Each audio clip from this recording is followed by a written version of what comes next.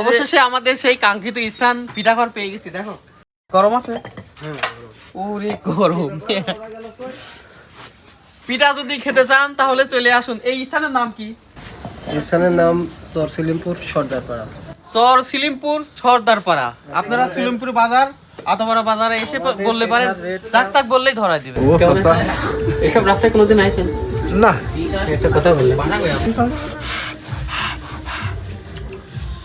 অনেকগুলা পিঠা নিয়ে আসছে। আর দেন কলা নিবেন কল। আমি আজকে দোকানদারি করি। আপনি বেশি বেশি করে দেন। সেই ঢাল। অনুভূতি কেমন? অনুভূতিটা হচ্ছে আমরা বেশ কয়েকটা গ্রাম আসলে ঘোরাঘুরি করেছি। বেশিরভাগ ঘোরাঘুরি করে লোকেশনটা ঠিক মতন আমরা বুঝতে না পারার কারণে আমাদের অনেকটা সময় ব্যয় হয়েছে। এই জন্য রাতটাও বেশি হয়ে গেছে। তো দেখতে থাকুন।